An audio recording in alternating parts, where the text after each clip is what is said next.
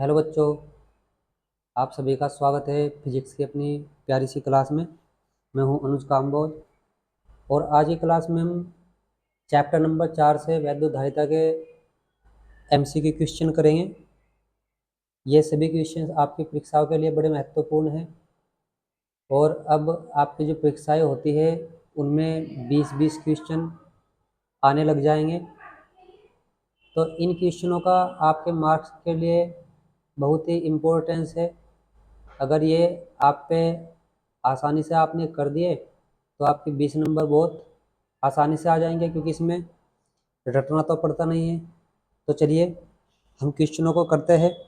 जैसे आपको पहला क्वेश्चन दिखाई दे रहा है कि दो आवेशित वस्तुओं को जोड़ने पर उनके बीच वैद्युत धारा प्रवाहित नहीं होती यदि उनके आवेश समान है, धारिताएं समान है, विभव समान है, प्रतिरोध समान है।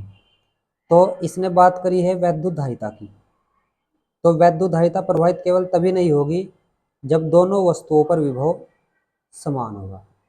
तो इसलिए इसका जो आंसर है वो सी सही है। फिर बात करते हैं क्वेश्चन नंबर नेक्स्ट। इसने क्या कहा है कि दो चालक आवेशित गोले जिन पर आवेश की भिन्न भिन्न मात्राएं है तार द्वारा परस्पर संबंधित कर दिए जाते हैं। इससे गोलों की कुल ऊर्जा संरक्षित रहती है, कुल आवेश संरक्षित रहता है, ऊर्जा व आवेश दोनों संरक्षित रहेंगे, कोई भी संरक्षित नहीं रहेगा। आपको एक बात ध्यान रखनी है कि जब भी जैसे दो गोले हैं, एक ये और एक ये, मान लिया इस पे आवेश 5 था और इस पे आवेश 7 था, तो टोटल आवेश अभी कितना हो रहा है 12। अब जैसे ही हमने मान लिया जोड़ दिए तो आवेश इधर से इधर पहुंच गया। मान लिया इस पे 6 गुलाम हुआ, इस पे भी 6 गुलाम हो जाएगा, क्योंकि जोड़ने पर आवेश की बराबर मात्रा हो जाएगी दोनों पर। तो अब इन दोनों का योग कितना है, 6 + 6 12। तो यहाँ से एक बात निकल रही है कि जितना आवेश पहले था उतना ही आवेश बाद में था। इसका मतलब इन दोनों ही वस्तुओं पर, दोनों ही चालकों पर आवेश संरक्षित है। और यहाँ कौन सा ऑप्शन है कि कुल आवेश संरक्षित रहेगा, यानी कि option number B is correct. ठीक है, नेक्स्ट क्वेश्चन देखते हैं। इसमें क्या कह रहा है कि एक ही विभव तक आवेशित समान आकार की 64 बूंदें परस्पर मिलकर एक बड़ी बूंद बनाती है। यदि प्रत्येक छोटी बूंद पर आवेश Q है तब बड़ी बूंद पर आवेश होगा।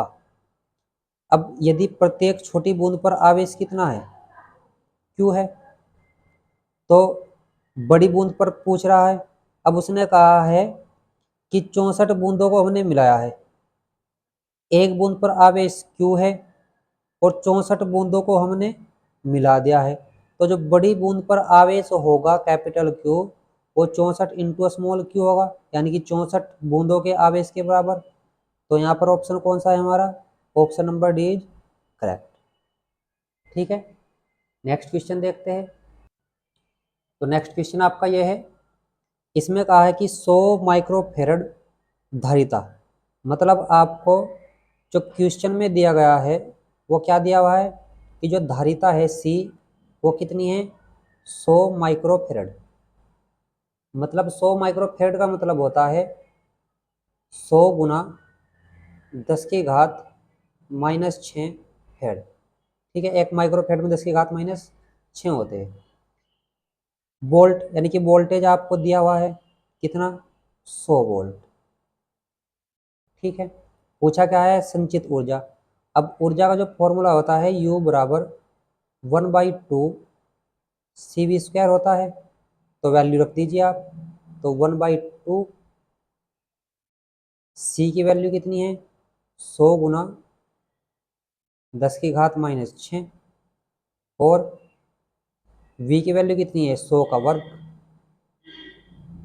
तो क्या हो जाएगा आपके पास 1/2, अब 1 2 और वर्ग के कारण 4 जीरो हैं, तो 10⁻6 प्लस में है और 10 की घात 6 माइनस में है, तो इससे तो ये कट जाएगा, कितना बचा 1/2, और 1/2 का मतलब कितना होता है 0.5 जूल। तो आपकी जो ऊर्जा आ गई है वो 0.5 जूल आ चुके हैं, तो ऑप्शन नंबर इज करेक्ट। ठीक है, नेक्स्ट क्वेश्चन देखते हैं। दिए गए परिपथ में संधारित्र की प्लेटों पर आवेश ज्ञात करना है, मतलब जो आपका संधारित्र दे रखा है इसकी प्लेटों पर आवेश को हमें ज्ञात करना है। अब कैसे ज्ञात करेंगे, वैसे तो इसकी शॉर्ट ट्रिक भी है क्वेश्चन की, लेकिन थोड़ा मैं पहले बता देंगे। देखिए आपको ध्यान रखना है कि जब भी किसी संधारित्र के साथ कोई प्रतिरोध लगा होगा तो इस प्लेटों के बीच जब आवेश कंप्लीट हो जाएगा, ये प्लेटें पूरी आवेशित हो जाएंगी, तो इस प्रतिरोध में कोई धारा प्रवाहित नहीं होगी। ठीक है, मतलब ये जो प्रतिरोध है ये बिल्कुल निष्क्रिय रहेगा। तो अगर अब मैं इस पूरे परिपथ में कुल प्रतिरोध निकालूं तो आपका जो टोटल प्रतिरोध होगा, कुल प्रतिरोध आर, वो कितना होगा, आप जानते हैं कि 2 ये और 0.5 ये,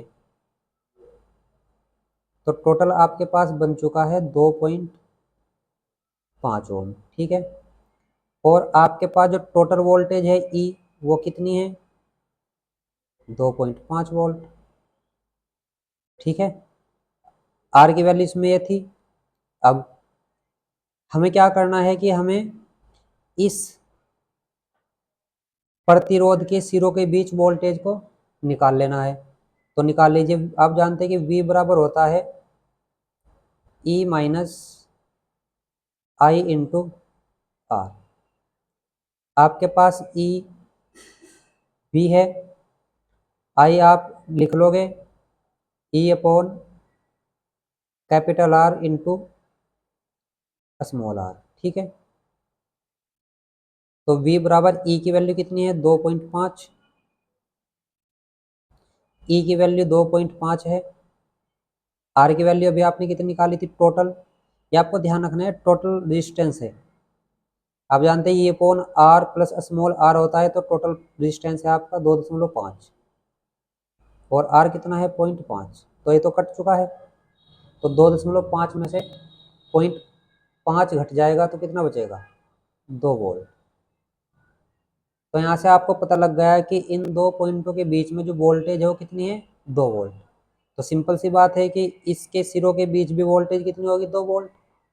अब यहाँ आपके पास सी कितना दिया हुआ है 4 माइक्रो फेरड। ठीक है, अब 4 माइक्रो फेरड, तो हमें क्या निकालना है प्लेटों पर आवेश निकालना है। आवेश क्या होगा Q बराबर C इंटू वी। Q बराबर कितना C इंटू वी।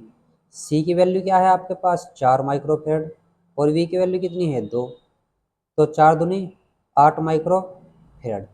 आपके जो ऑप्शन थे यहाँ पर वो थे कुछ ऐसे, A 2 micro coulomb, B 4 micro coulomb, C 8 micro coulomb और डी 16 माइक्रो कूलाम। तो इस आधार पर आपका जो ऑप्शन है ऑप्शन नंबर सी करेक्ट। ठीक है, यदि अभी कभी आपको डायरेक्ट फॉर्मूला लगाना पड़ गया तो क्यू बराबर C into E R upon R plus small R. ठीक है, ये डायरेक्ट आपका ट्रिक कह लीजिए, बट ट्रिक क्या फॉर्मूला है आपको याद रखना है इस प्रकार के सर्किट में। चलिए इससे निकाल के देख, सी कितना है आपके पास 4, ए कितना है 2.5। ठीक है, आर कितना है आपके पास यहाँ पर 2, ये कैपिटल आर, ये कितना है 2.5, सॉरी 2.0 या 2 कह लीजिए 0.5। तो ये 2 और 0.5 जोड़कर 2.5 से कट जाएगा और 4 दूनी 8 माइक्रो कूलाम बन जाएगा। ठीक है, कितना बन जाएगा 8 माइक्रो कूलाम। तो इस तरह क्वेश्चन आपके हो जाएंगे। नेक्स्ट क्वेश्चन देखते हैं। नेक्स्ट क्वेश्चन क्या है आपका, कि 60 माइक्रोफैराड धारिता वाले एक संधारित्र की प्लेट पर इतना आवेश संधारित्र में संचित ऊर्जा। ये बिल्कुल सेम क्वेश्चन है वही। क्यू बराबर फॉर्मूला क्या था आपके पास, 1/2 CV²। ठीक है, 1/2 सी की वैल्यू कितनी है, 60, और माइक्रोफैराड का मतलब 10 की घात माइनस के 6। फिर कौन है उसके बाद, V, और सॉरी इसमें फिर आपको क्या दे रखा है, आवेश दे रखा है। तो आपको जो फॉर्मूला है बिल्कुल उसी के अकॉर्डिंग लगाना होगा। उसमें पहले वाले में वोल्टेज दे रखी थी, तो आपका जो इसके अकॉर्डिंग सूत्र होगा वो होगा U बराबर 1/2 Q² C, क्योंकि जैसी वैल्यू है आपको उसी के अकॉर्डिंग समान रखने होगा। तो 1/2 Q² मतलब 3 गुना 10 की घात माइनस 8 का स्क्वायर, और बटे आपका क्या है, ये 60 माइक्रोफैराड। तो 60 माइक्रोफैराड का मतलब 10 की घात माइनस 6। तो इस आधार पर आपका जो U बन जाएगा 1/2, 3 का वर्ग कितना होता है, 9, और 10 की घात माइनस 8 दूनी 16,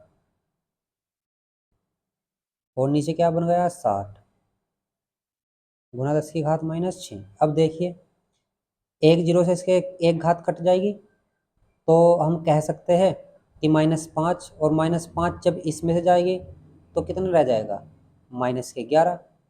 अब 9 बटे यहाँ पर रह जाएगा 12, तो 9/12, और गुना में 10 की घात माइनस के 11। इससे आप इसे भाग दे दीजिए, कितना, न चलने की दशमलव, और 12×6 = 84, सॉरी 12×5 = 60, 12×7 = 84 हो जाएगा, यानी कि 7, और 12×5 = 60, यानी कि 0.75 गुना 10 की घात माइनस के 11। पॉइंट इधर खिसका हो गए, तो 7.5 गुना 10 की घात माइनस के 12 जूल बन जाएगा। ठीक है, तो ये आपका option number D is correct. उसके बाद क्या करोगे आप, क्वेश्चन नंबर नेक्स्ट देखते हैं ये वाला। इसमें क्या दिया हुआ है आपको, ये आप कर लीजिएगा, आपके लिए होमवर्क है, बिल्कुल सेम वही क्वेश्चन है। चलिए नेक्स्ट क्वेश्चन देखते हैं। इसमें कहा है कि सी धारिता के संधारित्र को क्यू आवेश देने पर संचित ऊर्जा W है। मतलब U बराबर आपके पास 1/2 C और Q दे रखा है, तो Q²/C। फिर क्या कहा है, यदि आवेश बढ़ाकर 2Q कर दिया जाए तो संचित ऊर्जा होगी। तो हमें ये W है आपके पास, तो W' 1/2, आवेश कितना बढ़ा दिया है, 2Q, तो Q की जगह क्या रखेंगे, 2Q², और बटे कितना है आपके पास सूत्र में, C। तो ऊपर कितना बन गया, 2 का वर्ग 4, यानी कि 4 को हमने लिख लिया एक और, तो बन जाएगा 1/2 Q²/C। अब 1/2 Q² C क्या था, W था, तो 4 और इंटू W, यानी कि W की वैल्यू जो थी वो कितनी थी, 1/2 Q²/C थी। तो यहाँ इसकी जगह हमने क्या रख दिया, W रख दिया, तो W' बना कितना आपके पास, 4W। तो option number C is correct. ठीक है, फिर नेक्स्ट क्वेश्चन देखते हैं आपका। इसमें क्या दे रखा है आपको, चलिए इसमें कहा है कि एक अनावेशित पृथक्कृत चालक ए एक आवेशित पृथक्कृत चालक बी के समीप लाया जाता है। बस आपको यहाँ पर एक बात ध्यान रखनी है कि जैसे आपके पास ये ए चालक है, और ए चालक के समीप कोई आप, सॉरी ये आपका अनावेशित चालक है और ये आपका आवेशित चालक है। कैसा, आवेशित। जब भी आप अनावेशित चालक के समीप आवेशित चालक को लेकर आओगे तो इस चालक का विभव कम हो जाएगा। ठीक है, V क्या हो जाएगा, कम। आपका जो Q है वो सेम रहेगा। तो ऑप्शन देख लीजिए आप, इसने कहा है कि विभव बढ़ जाएगा, तो गलत है। विभव दोनों स्थिर रहेंगे, ये भी गलत है।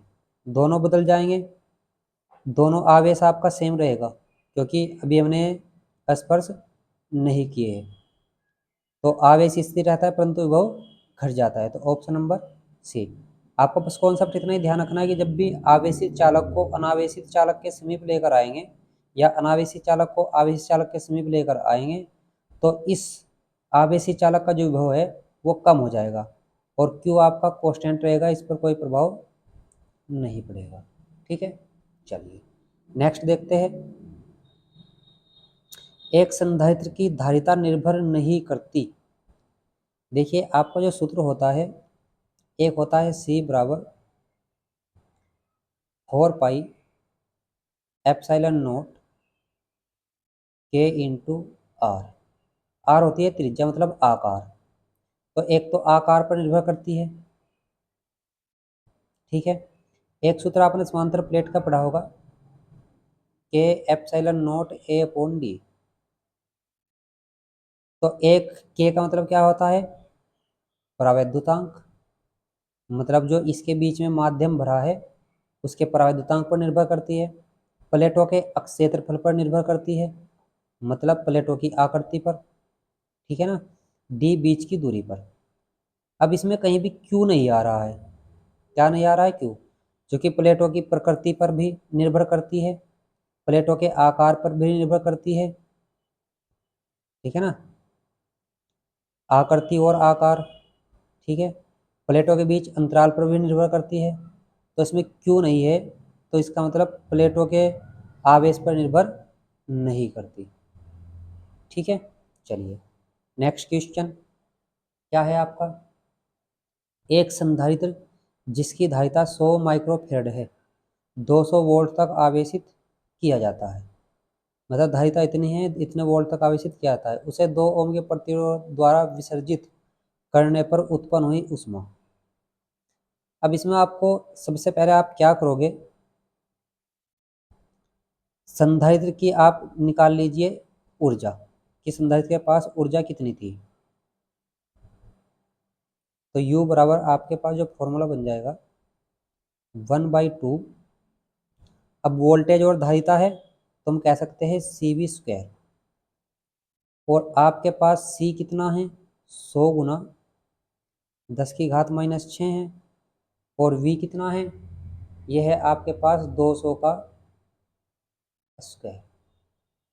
ठीक है, अब 1/2 100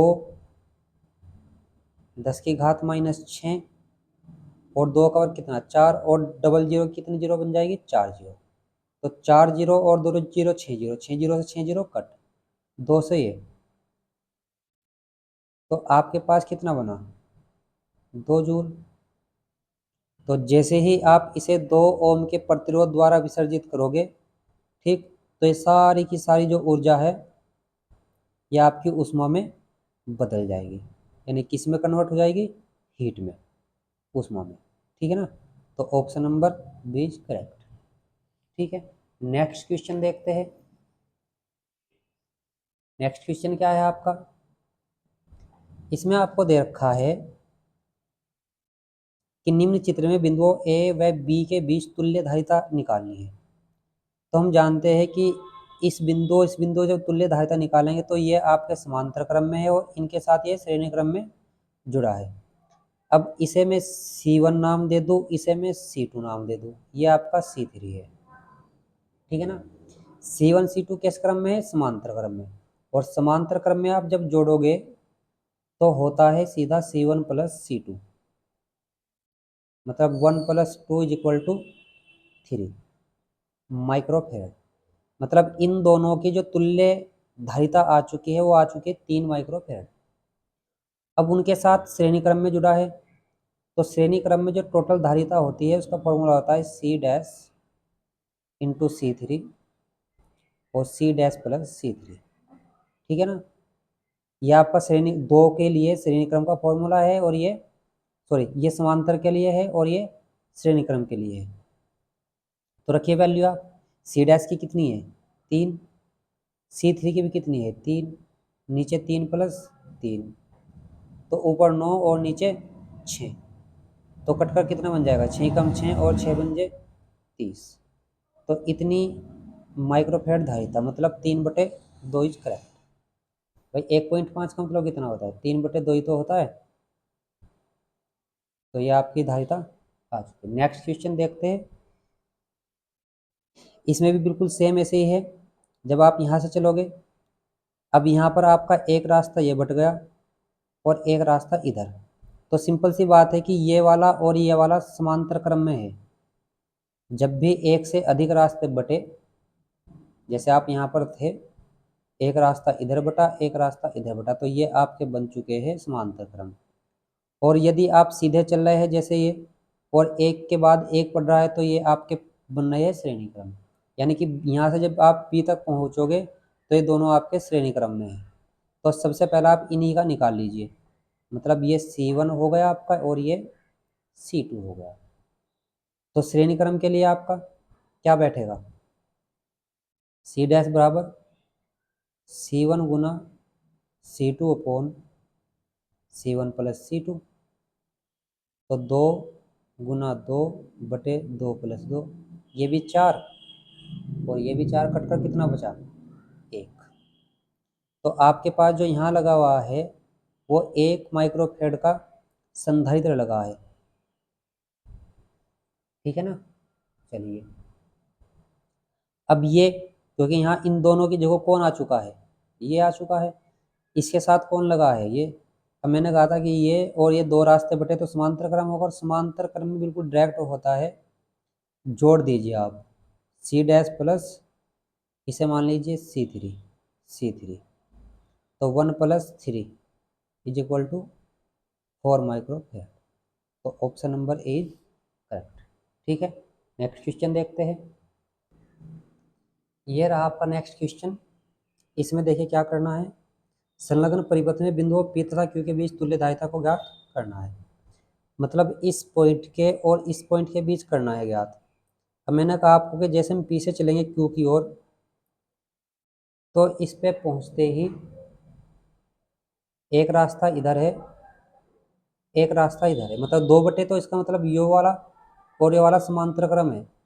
अब इस वाले क्रम में केवल Q तक एक ही है, लेकिन इसमें कितने हैं 3, तो पहले इन 3 का मैं एक बना लेंगे, और इसमें 3 जो है देखते हैं कैसे चल रहे हैं, एक के बाद एक पड़ रहा है, मतलब कोई रास्ता नहीं बटा, तो इसका मतलब ये कैसा क्रम है, ये है आपका श्रेणी क्रम।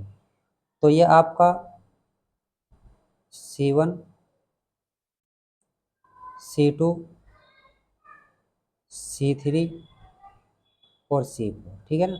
अब श्रेणी क्रम है, तो श्रेणी क्रम के लिए आप जानते हैं कि ये फॉर्मूला लगाते अगर 1 से 2 से अधिक है, तो इसमें मान रख दीजिए। तो 1/1 प्लस 1/1 और क्या बन जाएगा आपका 1/1।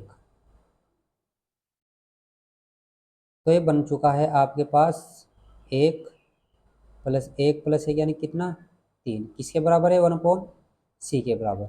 इसे आप डैश मान लीजिए, तो उल्टा करेंगे तो कितना हो जाएगा 1/3। तो मतलब हम कह सकते हैं कि इन तीनों के तुल्य धारिता आ गई है।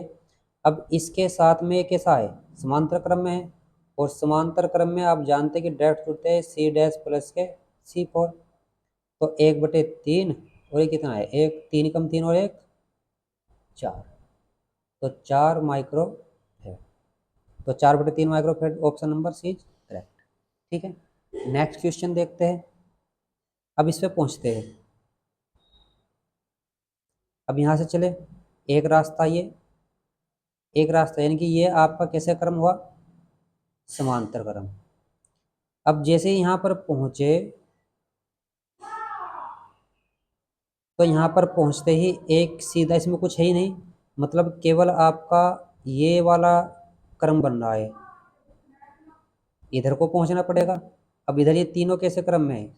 श्रेणी क्रम में, ठीक है ना भाई। जब आप इधर से चलोगे तो कैसा क्रम बन जाएगा? श्रेणी क्रम।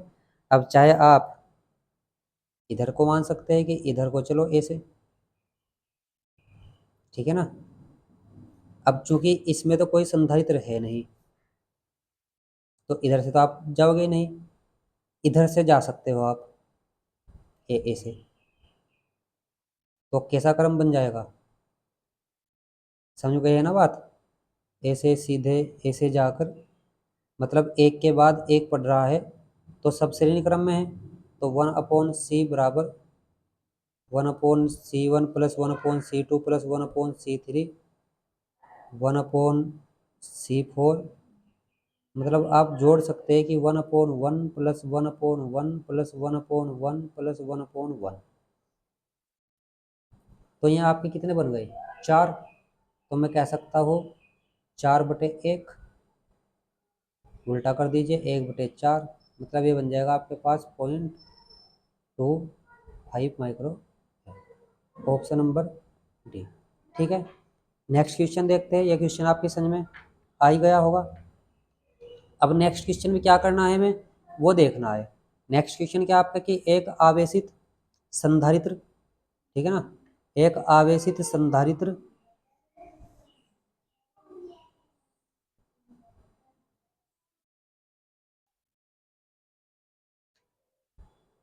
बैटरी से जुड़ा है। यदि इसकी प्लेटों के बीच पराविद्युत पदार्थ की एक पट्टी रखी जाए तो निम्नलिखित में से कौन सी मात्रा अपरिवर्तित रहेगी? ठीक है, एक बार इस क्वेश्चन को दोबारा देख लीजिए।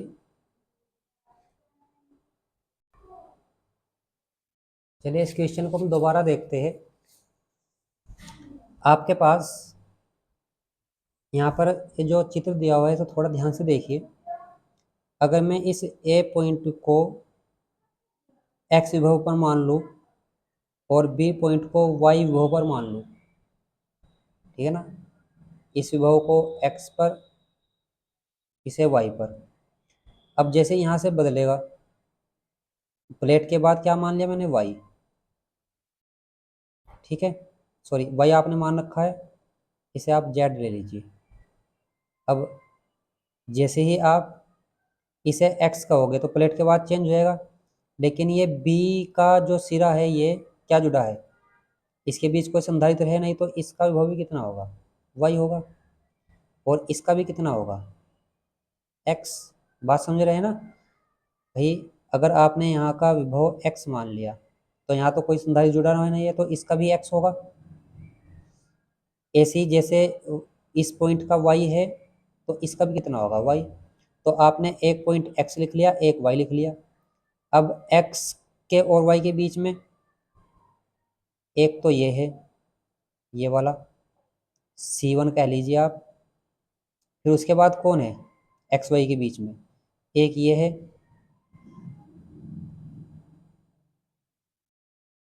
ठीक, ये वाला। और एक एक्स वाई के बीच में कौन है? ये है। बात समझ में आई है ना? हमने इस पॉइंट को x कहा, विभव इस पॉइंट को y कहा, तो इस पॉइंट का भी y होगा और इस पॉइंट का x होगा। तो आपके यानी कि इसका मतलब दो ही पॉइंट हो रहे हैं विभव के। तो हमने इसको x कहा, इसको y कहा। तो x y के बीच में एक तो ये है, एक ये है और एक ये है, तो हमने तीनों बना लिए। अब ये समांतर क्रम में हो रहे हैं, लेकिन पहले आप इनका कर लीजिए श्रेणी क्रम का, ठीक है ना। तो इसे मैंने कहा C1 C2 C3 C4।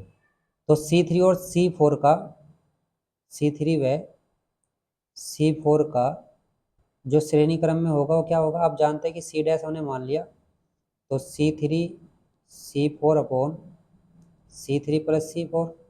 तो एक गुना एक प्लस एक गुना एक बटे एक प्लस एक, मतलब ऊपर 1/2, मतलब कितना? 0.5।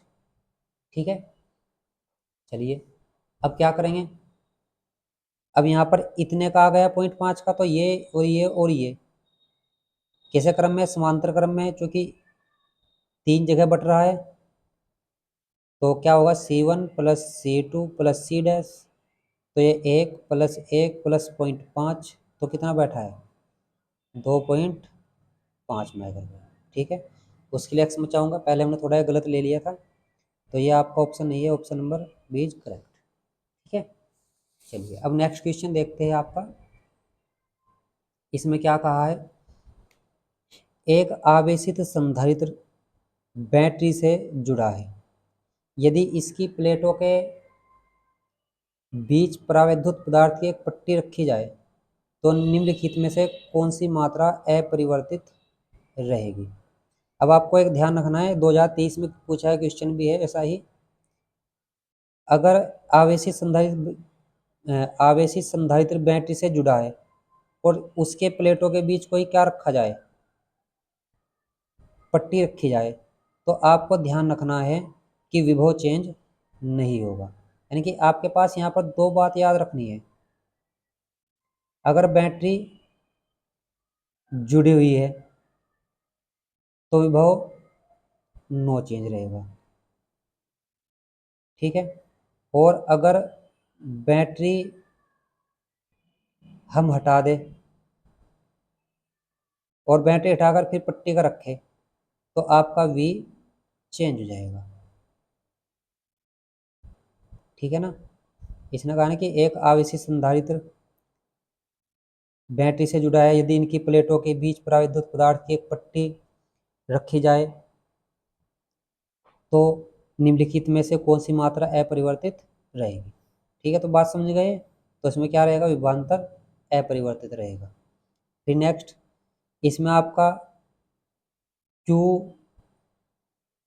इस पहले वाली कंडीशन में जो Q होगा वो चेंज होगा और इसमें Q नो चेंज होगा। ठीक है, बस इन दो कॉन्सेप्ट से फिर आपकी ऊर्जा सभी चीज़ें निकल सकती है, तो ये आप नोट कर लीजिएगा कॉन्सेप्ट को। चलिए नेक्स्ट क्वेश्चन देखते हैं, ये वाला। एक पिकोफैराड धारिता का एक समांतर प्लेट वायु संधारित्र है, जब इसकी प्लेटों के बीच दूरी दोगुनी करे के पूरे स्थान को मोम से भर देते हैं तो धारिता बढ़कर 2 पिकोफैराड हो जाती है। मोम का परावैद्युतांक है। इसने क्या कहा कि एक पिकोफैराड धारिता का एक समांतर प्लेट वायु संधारित्र है, और वायु संधारित्र धारिता कितनी होती है, C नोट बराबर epsilon note A upon D। ठीक है ना बात। उसके बाद जबकि इसकी प्लेटों के बीच दूरी दोगुनी करके, यानी कि अब हमने, आपका सूत्र क्या होता है, C बराबर K epsilon note A upon D। अब इसने क्या कहा है कि प्लेटों के बीच की दूरी कितनी कर दी, दोगुनी, तो K epsilon note A upon प्लेटों के बीच की दूरी हो चुकी है दोगुनी, यानी कि 2D। बात समझ में आ रही है। तो हमें करना कुछ नहीं है, बस यहाँ पर आप C बटे C नोट कर दीजिए।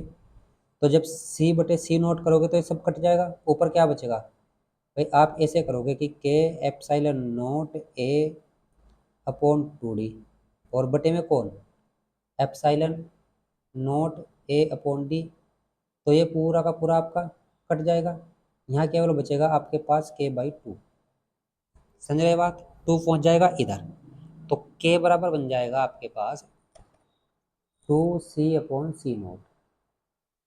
तो 2C की वैल्यू कितनी है आपके पास, C की वैल्यू है 2, ये ना 2 पिकोफैराड, और C नोट की वैल्यू कितनी है आपके पास, 1 पिकोफैराड, तो 2 दूनी 4।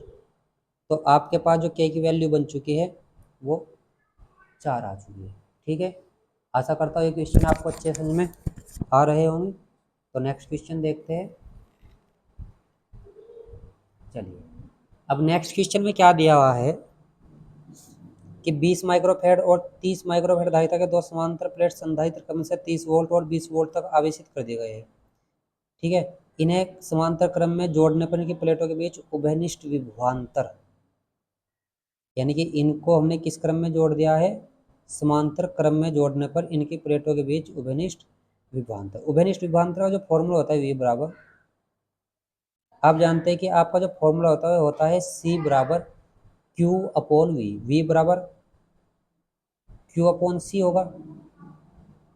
अब जो आपका Q है वो हम कह सकते हैं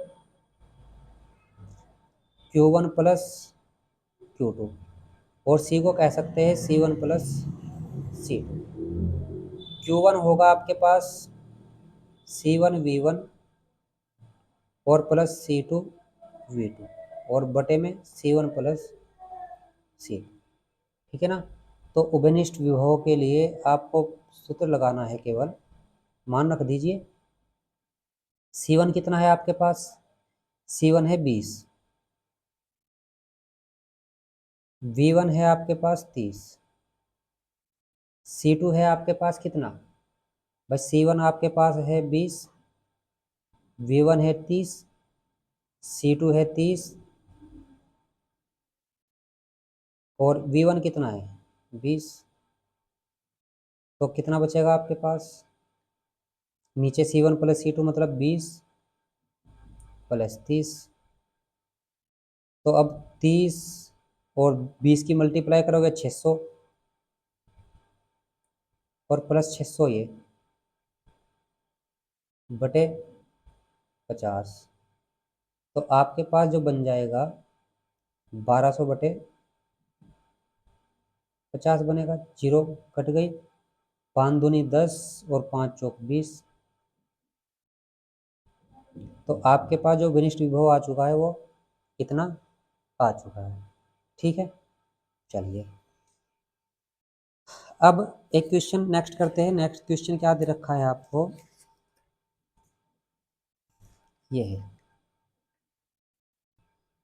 इसमें कहा गया है कि एक 10 माइक्रोफैराड धारिता के संधारित्र को 100 वोल्ट तक आवेशित करके बैटरी हटा देते हैं, ठीक है। इसे अब एक दूसरे अनावेशित संधारित्र के समांतर क्रम में जोड़ा जाता है। उभयनिष्ठ विभव है आपके पास इतना, तो दूसरे संधारित्र की धारिता आपको ज्ञात करनी है। देखिए थोड़ा अच्छा क्वेश्चन है, ध्यान से देखिएगा। आपके पास जो क्वेश्चन है, क्वेश्चन में आपको दे रखा है C1 कितना 10 माइक्रोफैराड, तो 10 गुना 10 की घात -6 फैराड हो चुका है। आपके पास वोल्टेज भी है V1 कितनी 100 वोल्ट। और अभी हमने एक बात बताई थी कि 10 माइक्रोफैराड धारिता के संधारित्र को 100 वोल्ट तक आवेशित करके बैटरी हटा ली। मतलब जैसे ही बैटरी हटाएंगे तो आपका जो आवेश है वो चेंज हो सकता है। मतलब हम ये कह लीजिए कि आप इसमें आवेश निकाल लीजिए। आवेश क्या होगा, C बराबर Q अपॉन V से Q बराबर CV, तो Q1 बराबर C1 V1। तो 10 गुना 10 की घात -6 और गुना 100, तो 1 2 3 जीरो कट जाएंगे, खाली कितना रह जाएगा 1 गुना 10 की घात -3 कूलाम आवेश रह चुका है, ठीक है। कोई इतने में प्रॉब्लम है आपको नहीं। तो नेक्स्ट क्या कह रहा है आपको, देखिए फिर प्रश्न में आपको कहा है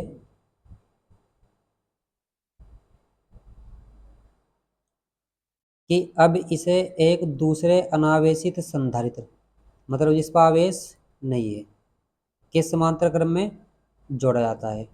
उभयनिष्ठ विभव कितना है 40 वोल्ट है।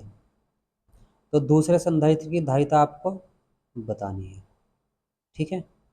तो कैसे करेंगे, अब जैसे ये आपका एक संधारित्र था और इसी के समांतर क्रम में आपने दूसरा संधारित्र जोड़ दिया है। इसकी धारिता आपकी C1 है, इसकी धारिता C2 है।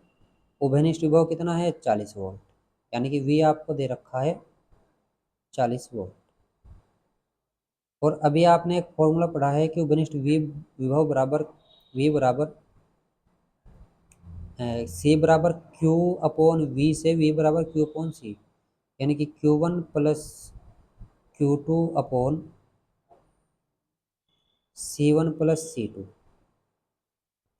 अब चूंकि Q1 तो आपके पास है और Q2 को क्या कहा उसने, अनावेशित, मतलब उसके पास कोई आवेश नहीं है, तो इसे हम कह सकते हैं Q1 upon C1 plus C2।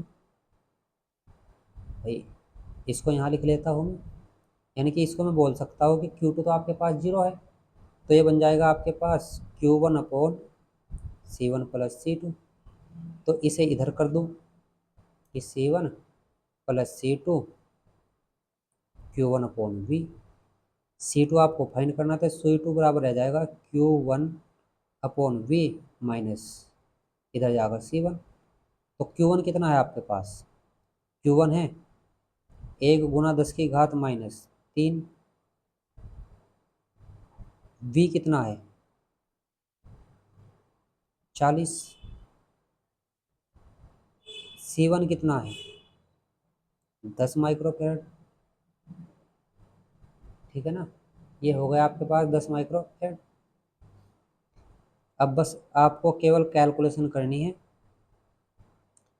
आप इसको 10⁶ की फॉर्म में लिख लीजिए, तो कितना बन जाएगा 1 2 3 जीरो लगा दीजिए, 10⁻⁻6 बन चुका है, और नीचे क्या है 40, 10 माइक्रोफैरड। चलिए एक जीरो से एक जीरो कट गई, 4 से कर दीजिए डिवाइड, तो कितना बन जाएगा 25। ये माइक्रोफैरड बन जाएगा, ये भी माइक्रोफैरड है, तो 25 में से 10 गए कितने 15 माइक्रोफैरड। तो इस आधार पर आपका जो इसमें ऑप्शन नंबर ए सही है। ठीक है, क्वेश्चन आपका बहुत अच्छा था, आपके समझ में भी आ गया होगा क्या किया है हमने। चलिए नेक्स्ट क्वेश्चन देखते हैं, इसमें क्या कहा है। इसमें कहा है आपको कि 0.2 माइक्रोफैरड धारिता का एक संधारित्र 600 वोल्ट तक हमने आवेशित कर दिया, बैटरी हटाकर इसे 0.1 माइक्रोफैरड धारिता के एक दूसरे संधारित्र के समांतर क्रम में जोड़ दिया, संधारित्र की वोल्टता घटकर रह जाती है। देखिए ये आपका बिल्कुल सेम क्वेश्चन है, ऐसा ही ये आपके लिए होमवर्क है, आपको खुद करना है। ठीक है, नेक्स्ट क्वेश्चन करते हैं, अंतिम क्वेश्चन। इसमें क्या कहा है आपको कि सी धारिता के एक संधारित्र को वी विभव तक आवेशित किया गया है, इसे एक समरूप अनावेशित संधारित्र के समांतर क्रम में जोड़ा जाता है, प्रत्येक संधारित्र पर नया आवेश होगा, प्रत्येक संधारित्र पर नया आवेश होगा। चलिए कोशिश करते हैं क्वेश्चन को, क्योंकि कॉन्सेप्ट अभी आपने पिछले क्वेश्चन में पढ़ लिया है, बस यही कॉन्सेप्ट हमें यूज करना है, क्योंकि इसी कॉन्सेप्ट के आधार पर सभी क्वेश्चन आपके हैं होंगे। चलिए, तो सी धारिता का एक संधारित्र को वी वोल्ट तक विभव ने आवेशित कर दिया, और फिर क्या किया, इसको जोड़ दिया हमने समांतर क्रम में। ठीक है, ऐसे मतलब इसके पास वोल्टेज सी थी और धारिता धारिता सी थी और वोल्टेज आपकी वी थी ना, तो मैं ये कह सकता हूँ पहले के लिए कि C1 आपका C है और V1 आपका V है, तो Q1 आपका C1 V1 बराबर CV बन जाएगा। ठीक है ना, फिर इसने क्या कहा है कि इसे एक समरूप, यानी कि आकार उनका रूप समान है, अनावेशित संधारित्र के समांतर क्रम में जोड़ दिया। मतलब आपके पास अभी क्या था, Q2 0 था पहले, ठीक है ना, जोड़ दिया, तो प्रत्येक संधारित्र पर नया आवेश होगा, तो प्रत्येक संधारित्र पर हमें आवेश निकालना है। तो कैसे फाइंड करेंगे, अब इसने कहा कि इसे एक समरूप अनावेशित संधारित्र के समांतर क्रम में जोड़ा जाता है, प्रत्येक संधारित्र पर नया आवेश होगा। तो कैसे करेंगे, चलिए देखते हैं। ठीक है, अब सुनिए बहुत ध्यान से बात को।